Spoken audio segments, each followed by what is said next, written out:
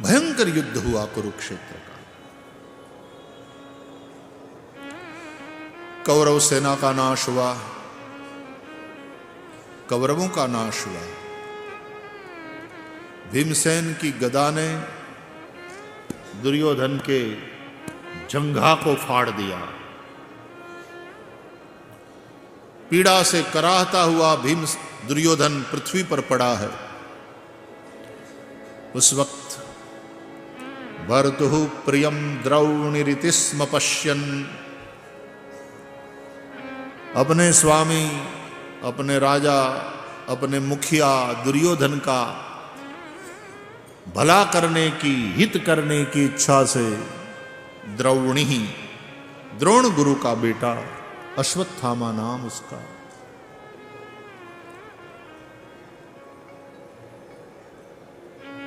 उसने पृथ्वी को पांडव रहित करने की प्रतिज्ञा करी। वैसे पांडवों को जीतना मुश्किल था। उसने मनोरथ किया कि रात में जब पांडव सोए होंगे तब जाकर मैं उनकी हत्या करूंगा। वो तब से शुरू हो गया था, everything is fair in love and war. नहीं तो निहत्थे पर भी शस्त्र उठाना अधर्म है।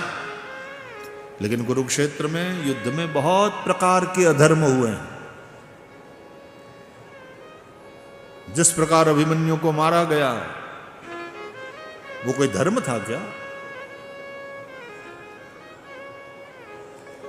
तो फिर जिस प्रकार कर्ण को, जिस प्रकार द्रोण को, जिस प्रकार दुर्योधन को मारा गया, शठम प्रतिशाठ्यम समाचरेत।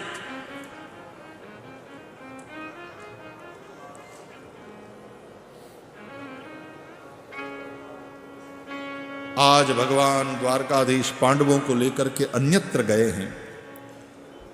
देखो, पांडवों की चिंता भगवान करते हैं। नित्य पांडव जहां सोते थे, आज वहां द्रौपदी के 5 पुत्र सोए हैं। और उन बच्चों का मामा वो भी सोया। एक मामा भांजा बाहर है, कृपाचार्य और अश्वत्थामा, ये भी मामा भांजा है। और अंदर भी मामा सोया है, भांजे सोए हैं। द्रौपदी के 5 पुत्र सोए।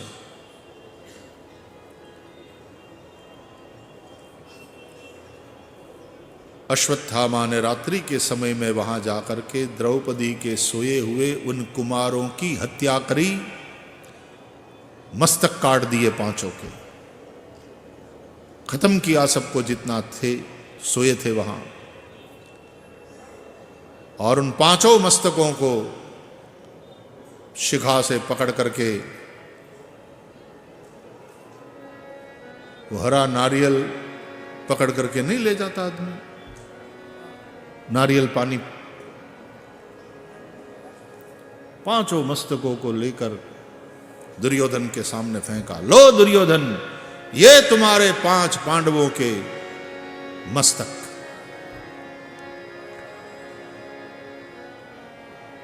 दुर्योधन को आश्चर्य भी हुआ और आनंद भी। आनंद की पांडव मारे गए, वाह अश्वत्थामा, वाह तूने तो कमाल कर दिया। और आश्चर्य भी कि जिन पांडवों को मारने में, जीतने में पितामह भीष्म, कर्ण, गुरु द्रोण ये सफल नहीं हुए, अश्वत्थामा ऐसे सफल हो गया। क्रोध में आकर के दुर्योधन ने उन 5 मस्तकों को हाथ में लेकर के दबाया, खोपड़ियों को तोड़ डाला। और जब खोपड़ी टूट गई तो दुर्योधन ने कहा कि पांडव के मस्तक इतने कोमल नहीं हो सकते। पता चला कि अश्वत्थामा पांडवों को नहीं, द्रौपदी के पुत्रों को मार कर आया। अब तो दुर्योधन ने भी हाहाकार किया कि अश्वत्थामा तूने ये क्या कर दिया? हमारे वंश को आगे बढ़ाने वाले बच्चों को मार डाला तुमने। न बचेंगे हम, वंश को आगे बढ़ाने वालों को तूने खत्म कर दिया, श्राद्ध करने वाला कोई न बचा।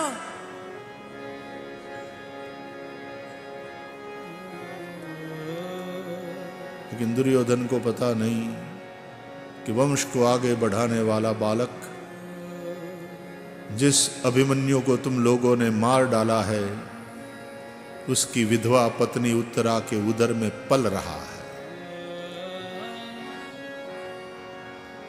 परीक्षित महाराज,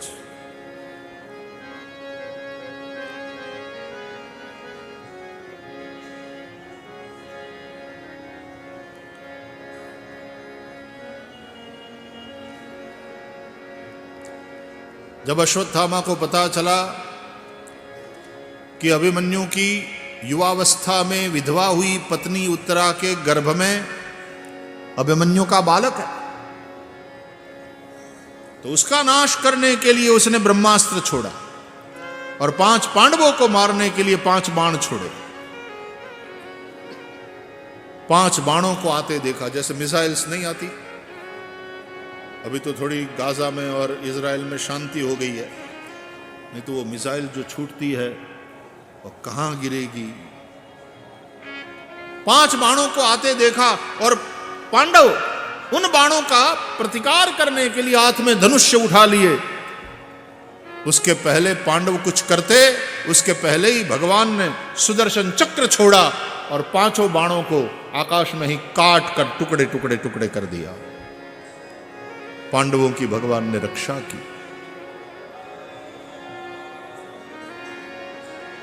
अब पांडव वंश को आगे बढ़ाने वाला बालक जो उत्तरा के उदर में है, उसकी रक्षा करने के लिए भगवान उत्तरा के श्वास के द्वारा उत्तरा के उदर में प्रविष्ट हुए। अश्वत्थामा के ब्रह्मास्त्र के तेज को भगवान ने शांत किया। देखो, उत्तरा के उदर में परीक्षित है, जहां जीव है वहीं पर भगवान आ गए। एक ही उदर में है। जीव को कर्मवश आना पड़ता है मां के उदर में, और भगवान आ गए करुणावश। जीव शिव नित्य सखा है। द्वा सुपर्णा सयुजा सखाया समानम वृक्षम परिशस्व जाते तयोरन्यः पिप्पलम स्वादुवत्ति अनश्नन अन्यः अभिचाकशयति। उपनिषद कहते हैं जीव शिव नित्य सखा।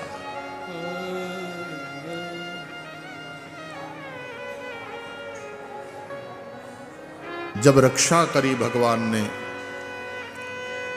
इस तरह कुरुवंश को पुनः अंकुरित किया, कुंता माता कृतज्ञ भाव से भगवान की स्तुति करने लगी। कन्हैया, कितने उपकार चढ़ाओगे हम पर, तेरी मेहरबानी का है बोझ इतना कि मैं तो उठाने के काबिल नहीं हूं। नमस्ये पुरुषंत्वाद्यम ईश्वरं प्रकृतेः परम अलक्ष्यं सर्वभूतानां अंतर्बहिरवस्थितम्। नमस्ये पुरुषं तुवाद्यम्।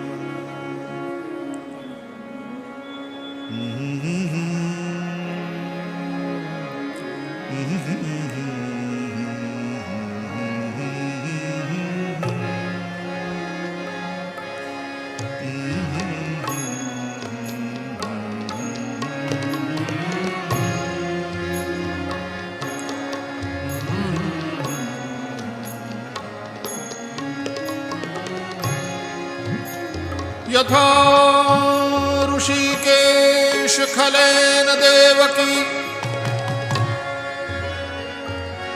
कंसेन रुद्धाति चिरं शुचार्पिता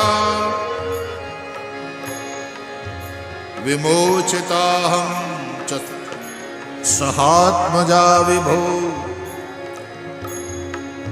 त्वयैव नाथेन मुहुर्विपद्गणात् त्वयैव नाथे।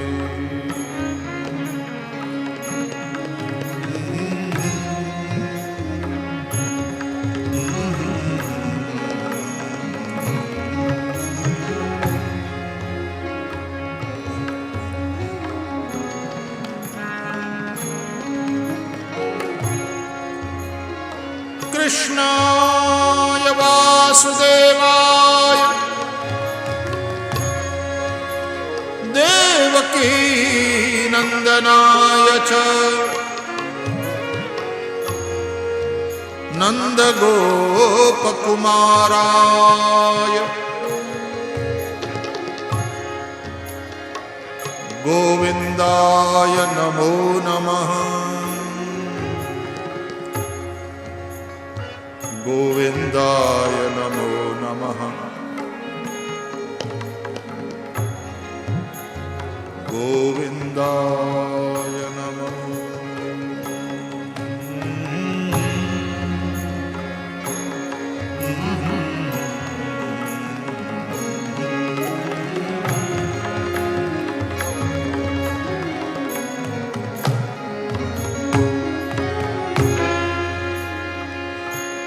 श्रीमद् भागवत में कुंता माता ने भगवान की जो स्तुति करी बड़ी सुंदर है।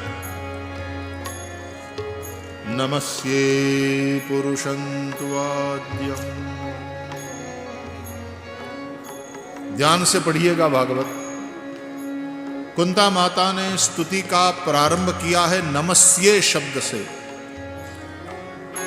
और कुंता माता की स्तुति का अंत हुआ है नमस्ते शब्द से। श्री कृष्ण कृष्ण सख वृष्णुषभावनिद्रुप राजन्यवंशदहनानपवर्गवीर्य गोविंद गोद्विज सुरार्ति हरावतार योगेश्वराखिल गुरो भगवन् नमस्ते।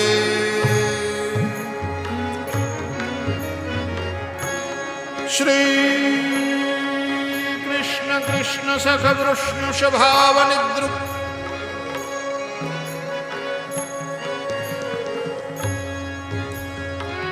राजन्यवंशदहनानपवर्गवीर्य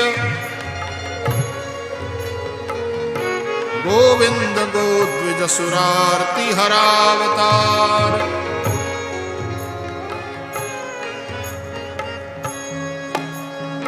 योगेश्वराखिल गुरो भगवन् नमस्ते।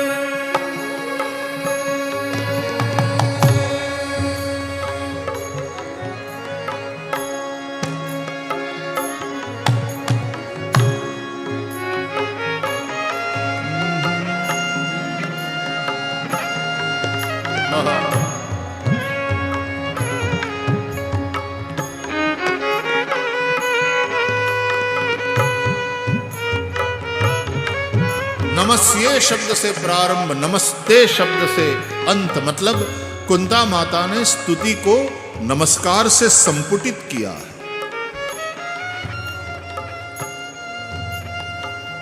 भाव ये निकलता है कि कुंता माता शरणागत है।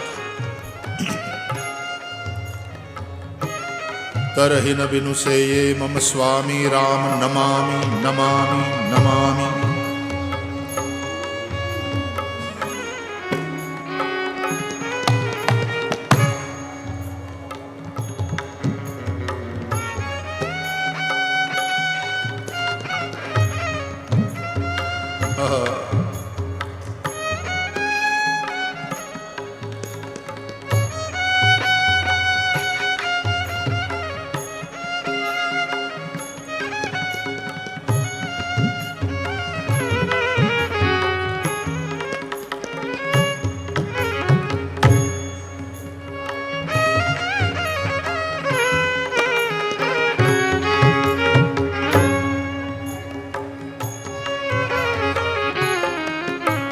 कुंता जी कहती है भगवान द्वारकाधीश प्रभु से, नमस्कार करती हूं मैं किसको?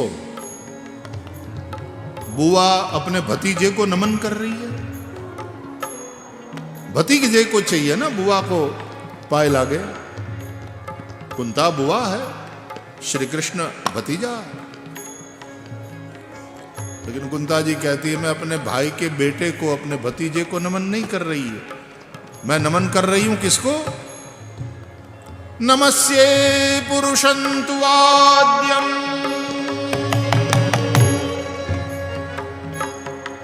मैं आदि नारायण भगवान को नमस्कार कर रही हूं। तुम ईश्वर हो प्रकृति से पर, प्राणी मात्र के हृदय में बसने वाले, अंतर बहिरवस्थितम। हे कृष्ण, ऋषिकेश, ऋषिकानी इंद्रियाणी, उसके स्वामी, उसको कहते हैं ऋषिकेश, इंद्रियों के स्वामी। तुमने अपनी मां देवकी पर जितना प्रेम बरसाया, उससे ज्यादा प्रेम अपनी इस बुआ पर बरसाया। कैसे? यथा ऋषिकेश खलेन देवकी,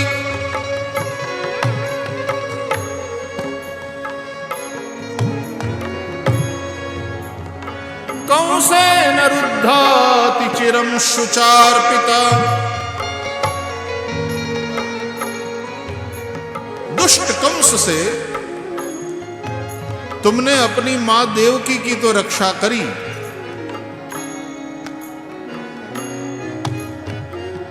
लेकिन देवकी के जिन पुत्रों को कंस ने मार डाला, उन पुत्रों की रक्षा नहीं करी। जबकि हे द्वारकानाथ, मैं अपने विषय में सोचती हूं तो विमोचिता हम च सहात्मजा विभो, तुमने मेरे बच्चों के समेत मेरी रक्षा करी। अरे मेरे बच्चों के बच्चे को मां के गर्भ में तुमने बचाया, और तुमने हमारी रक्षा की एक बार नहीं, मुहुहु अनेकों बार। विमोचिता हम च सहात्मजा विभो,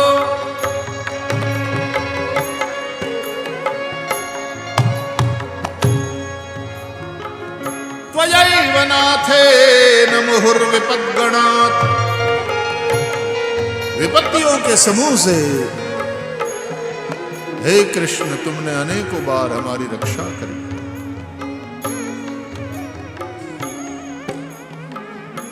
अब यदि तुम प्रसन्न हो तो मैं तुमसे कुछ मांगूं? भगवान श्री कृष्ण मुस्कुराए, बुआ को हृदय से लगा लिया। मेरी प्यारी बुआ, हमने तुम्हारे लिए जो कुछ भी किया सो तो हमारा कर्तव्य था। हम तुम पर प्रसन्न हैं। तुमने बहुत सहा है, बहुत कष्ट सहे हैं। मांग लो, क्या चाहती हो। और कुंता जी ने जो मांगा, ध्यान से सुनो। विपदः सन्तु नः शश्वत, विपदः सन्तु नः शश्वत, तत्र तत्र जगद्गुरो। विपदः सन्तु नः शश्वत, विपदः सन्तु नः शश्वत, तत्र तत्र जगद्गुरो। भवतो दर्शनं यस्याद पुनर्भव दर्शनम्, अपुनर्भव दर्शनम्। विपदः सन्तु नः शश्वत।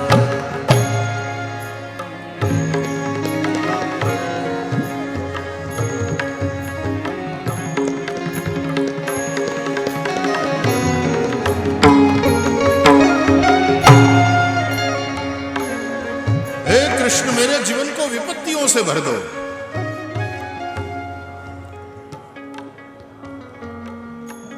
फिर से कहो तो क्या बोली आप? बोले मेरे जीवन में विपत्ति हमेशा रहे कन्हैया। अब पांडवों ने भी सोचा कि मां ये क्या मांग रही है, कष्ट सहने में, दुखी होने में कोई कसर रह गई है क्या? जिंदगी भर कष्ट ही तो सहते रहे। अब जाके विजयी बने हैं कुरुक्षेत्र के युद्ध में, अब राज सत्ता हाथ आई है, अब जाके सुख का सूर्योदय हुआ है, और ये मां है कि विपत्ति मांग रही है। बाद में समझ में आया युधिष्ठिर के कि मां विपत्ति नहीं मांग रही, मां श्री कृष्ण को मांग रही है। क्योंकि हे कृष्ण, मैंने देखा कि जब जब हमारे जीवन में विपत्ति आई, तब तब उन विपत्तियों से हमारी रक्षा करने के लिए दौड़कर तुम हमारे पास आ गए। इन विपत्तियों ने तुमसे मिलाया, तुम्हारा दर्शन कराया। और तुम्हारा दर्शन कैसा है? अपुनर्भव दर्शनम।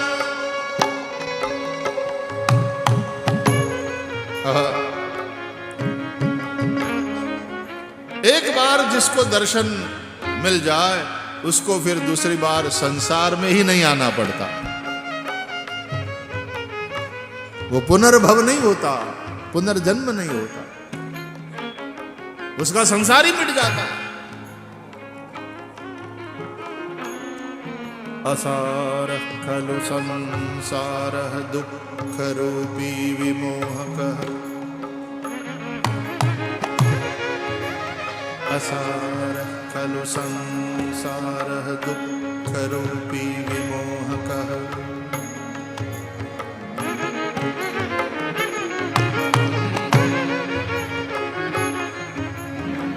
दुख रूप संसार में ही नहीं आना पड़ता। तुम्हारा दर्शन जीव के संसार को मिटा देता। अपुनर्भव दर्शनम।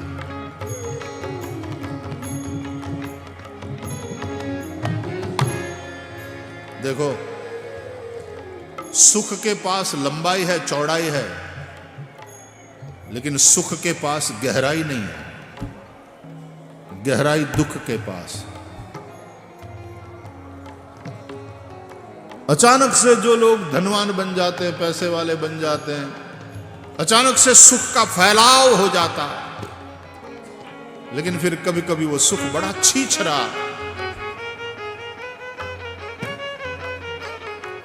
और जिन्होंने कष्ट सहा, जिन्होंने तप किया,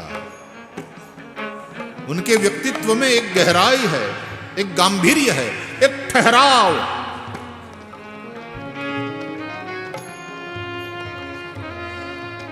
सुख में सुमिरन ना करे, दुख में करे सबको।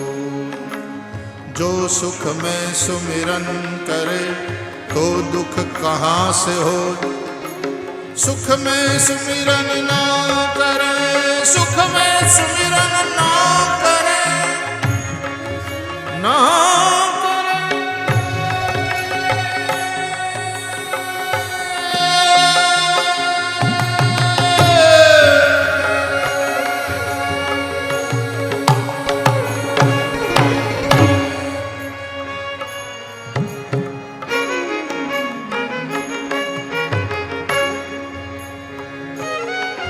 ये राग है झिंझोटी। जय हो।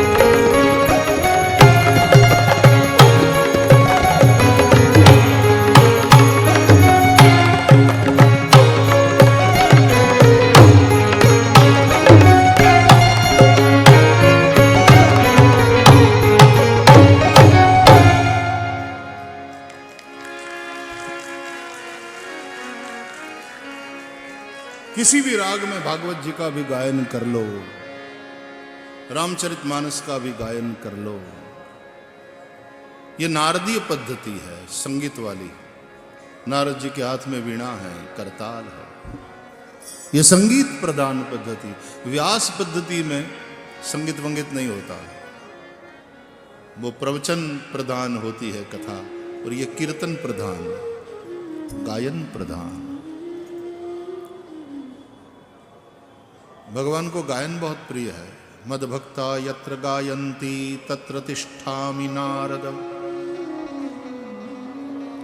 जहां मेरे भक्त मिलकर के मेरे गुण नाम और लीलाओं का गायन करते हैं नारद, मैं वहां रहता हूं।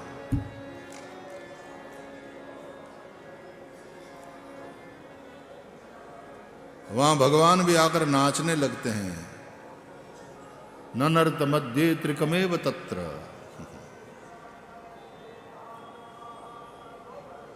कुंता माता ने भगवान की स्तुति करी। भगवान उसके पश्चात पितामह भीष्म का महाप्रयाण देखने कुरुक्षेत्र पधारे, पांडवों को साथ लेकर।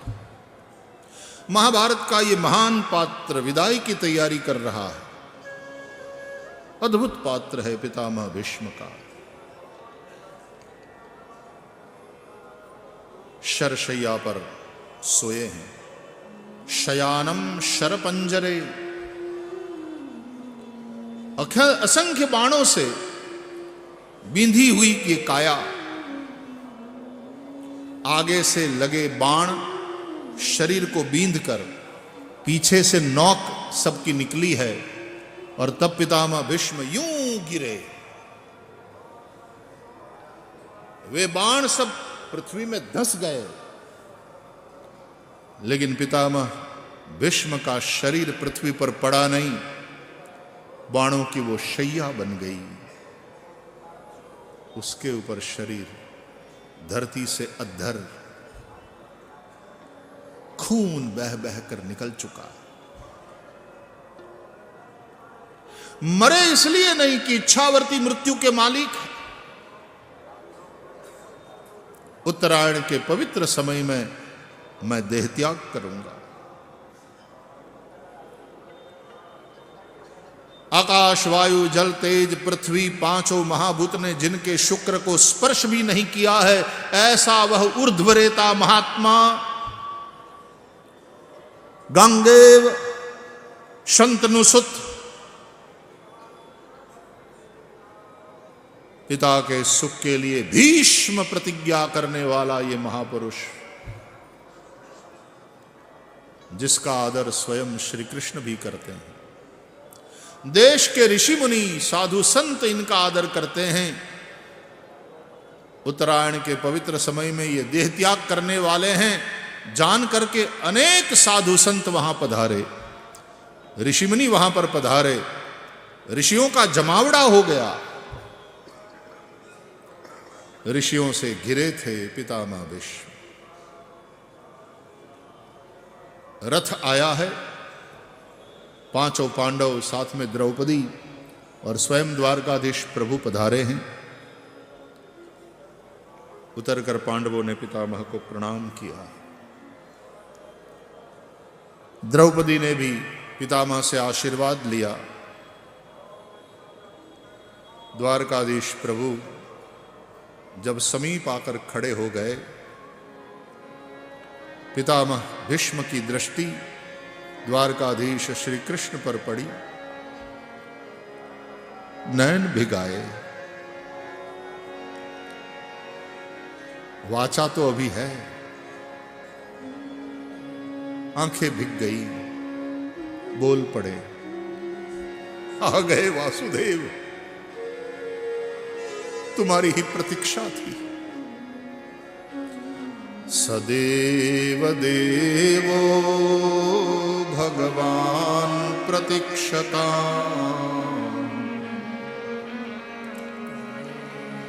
कलेवरं यावदिदं हिनोम्यहम्। प्रसन्नः सारो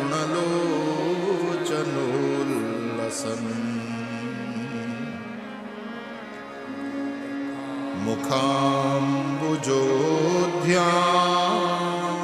पथश्चतुर्भुज।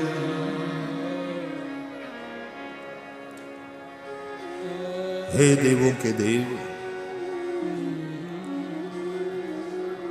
अब तक मैं आपकी प्रतीक्षा कर रहा था, आप पधार गए, आप आ गए, मेरी प्रतीक्षा पूर्ण हुई, अब प्रतीक्षा करने की बारी तुम्हारी है। जब तक मेरे प्राण इस शरीर को छोड़कर जाए नहीं, आप इस स्थान को छोड़कर कहीं जाइएगा नहीं। प्रतीक्षता। ये यथा माम प्रपद्यन्ते तांस तथैव भजाम्यहम्। कहने वाले प्रभु, अब प्रतीक्षा करने की बारी तुम्हारी।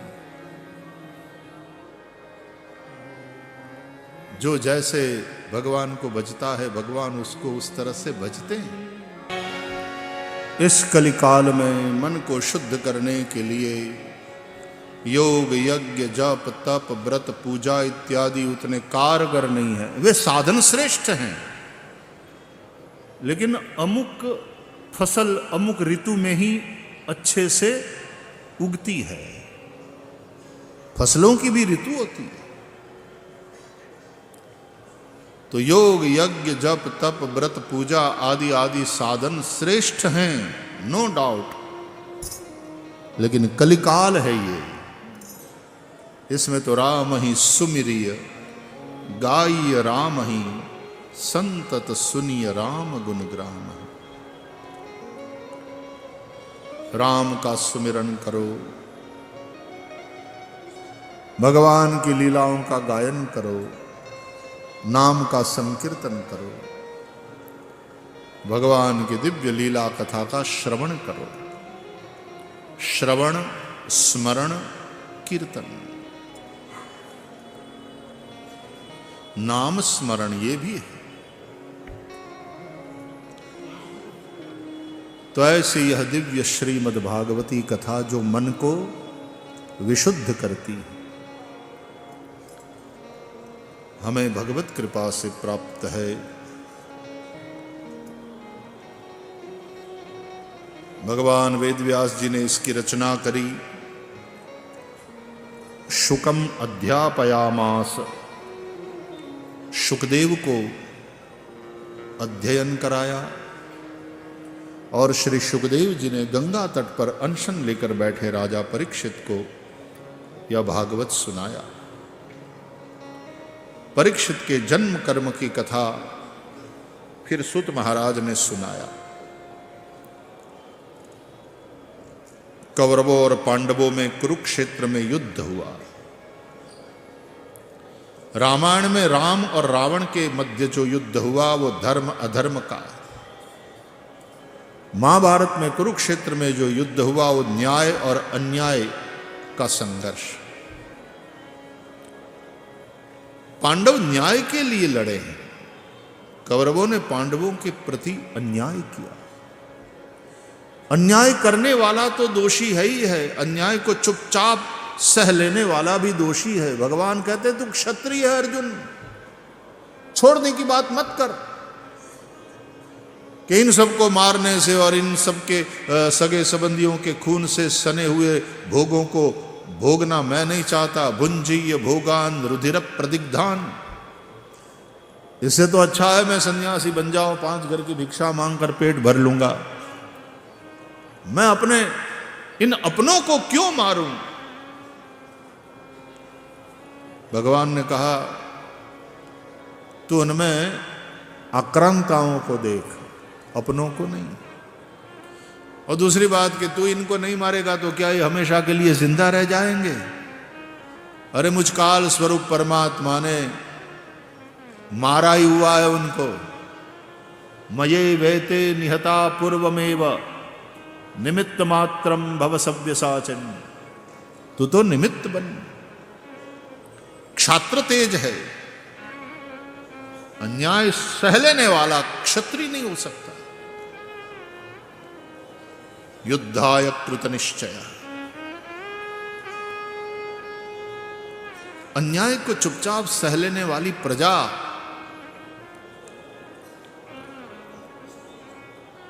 कंगाल हो जाती है। अरे कृष्ण तेरे नाम पे कुर्बान हो रही, हे कृष्ण तेरे नाम पे कुर्बान हो रही, सूरत को तेरी देख परेशान हो रही, सूरत को तेरी देख परेशान हो रही। बोलिए मुरली मनोहर भगवान की, श्री वृंदावन बिहारी लाल की जय। वंशी विभूषित करान्नवनीर्दाभात् पीताम्बरादरुण बिंब फलाधरोष्ठात् पूर्णेन्दु सुंदर मुखादरविंद नेत्रात् कृष्णात् परं किमपि तत्त्वमहं न जाने। वदन्ति तत्तत्त्वविदस्तत्त्वं यज्ज्ञानम् अद्वयं ब्रह्मेति परमात्मेति भगवान इति शब्दते। भाई मेरे, काम क्रोध लोभ से मन मलिन होता है। ये रजोगुण से उत्पन्न होते हैं, रजोगुण समुद्भवा। मनुष्य के ये महाशत्रु तात तीनी अति प्रबल खल काम क्रोध अरु लोभ। ये बड़े बड़े ज्ञानी मुनियों के मन में भी एक निमेष में क्षोभ उत्पन्न करने में समर्थ है।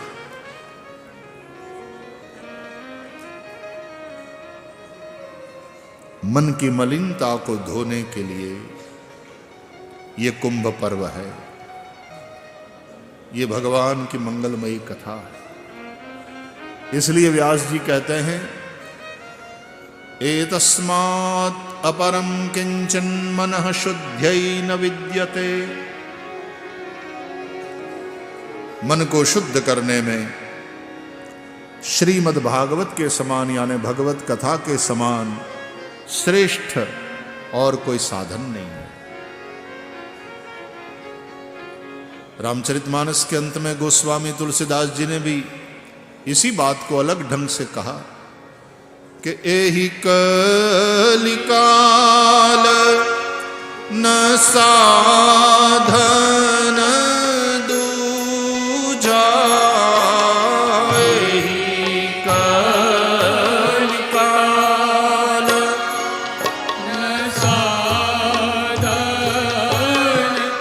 दूजा। योग यज्ञ जप तप व्रत पूजा।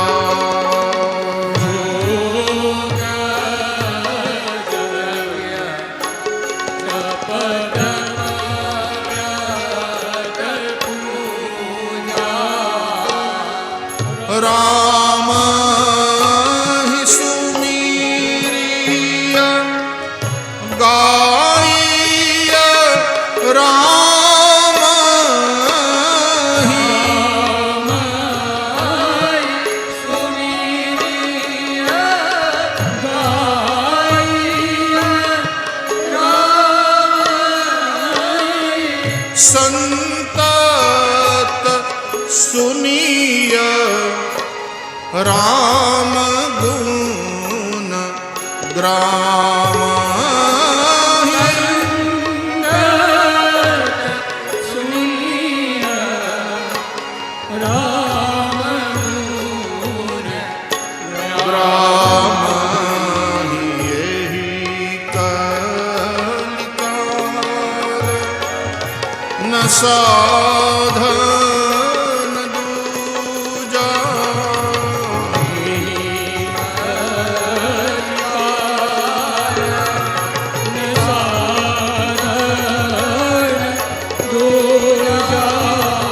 योग यज्ञ जप तप व्रत